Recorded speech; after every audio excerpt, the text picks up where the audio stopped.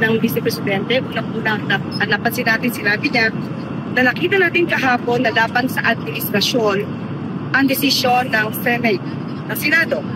Pero unang-una, siguro dapat mapaalala sa ating Vice Presidente na hindi ang administrasyon ni Pangulong Marcos Jr., hindi ang ehekutibo ang nagsampa or nagsubmit ng articles of impeachment, kundi ang House of Representatives.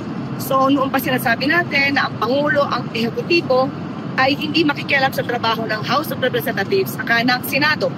So kung meron man dito na sinasabi ang naging desisyon ay laban kanino? Most probably hindi sa administrasyon ni Pangulong Marcos Jr., hindi sa ehekutibo, kundi most probably laban ito sa House of Representatives, sa mga prosecutors, at sa mga nagdanais na malaman ang katotohanan patungkol sa confidential funds at ibang mga naging aksyon ng Vice Presidente. Okay, pangalawa, sinabi niya na gumagawa ang kwento, no? Ang Office of the President, PCO, ay gumagawa ng kwento na sinabi daw natin na siya ay nagbiyahe sa Kuwait nang walang travel authority. Natanong lamang tayo ito dahil hinahanap siya, no? At mukhang hindi din alam ng kanyang spokesperson kung nasaan ang Vice Presidente. At ang sabi natin ito, wala tayong alam sa ating panayam, sa ating press briefing, wala tayong alam o informasyon patungkol dito. Tinanong natin ang Office of the Executive Secretary kung may travel authority. Ang sabi niya, at that time, nung press briefing, may travel authority lamang siya for July 5 to July 28. So siguro hindi naman masamang maging responsable sa pagsasalita. Mas maganda sana na malaman niya kung ano sinabi natin bago siya sumagot. Although sinabi naman niya sa kanya panayam na wala siyang nakita or natinig kung ano sinabi natin, but still, nagtintak kasi siya ng negatibo sa Office of the President at sasabi gumagawa kami ng kwento. Definitely, wala tayong binanggit na siyang nag-travel sa Kuwait. At tatandaan natin, tayo ay natanong lamang noon, kung Sabado bago tayo pumunta ng India, na magpabiyahe ang Pangulo, ang Vice Presidente, papunta Kuwait.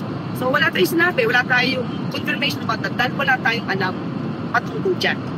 So muli, sana yung mga nagtatanong kay Vice Presidente, maging responsable sila para hindi nagiging source of fake news ang Vice Presidente kasi sumasagot siya na hindi niya natidinig kung anong sinabi natin.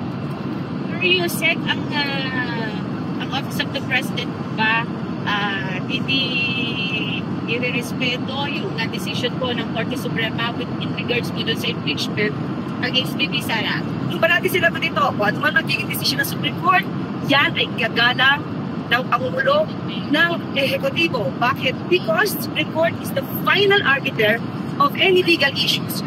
So since meron pang motion for reconsideration, tignan na lang natin kung ano magiging pasya dito ng Supreme Court. Using the info kayo kasi before nga po August 8 today, yung sinabi nyo na hindi pa nakahanap, humingi ng travel advisory. Ngayon po ba meron kayong info kung humingi siya ng travel advisory or going somewhere? Abangan nyo na lang. Abangan nyo, tanong nyo kung magbubiyahe pa siya nitong August. Tanong nyo sa Office of the Vice President. Kung sa akin, pag-upload kayo sa willing ba ang batas na mag-issue pa rin ang travel authority? Bakit naman hindi mag-i-issue ng travel authority?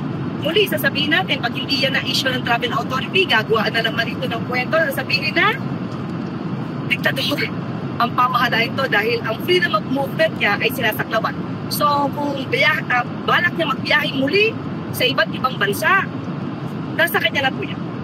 Pero ma'am, under the law po, ilan ba yung allowed sa government official na mag-leave? May gano'n din ba? Diba ang empleyado, may certain leaves na pwedeng gamitin? Alam ko, meron pong particular, may mga araw na dapat na makonsider siya. Mandatory, vacation leave. So, di po natin alam. As of now, kung lumagpas na ba siya.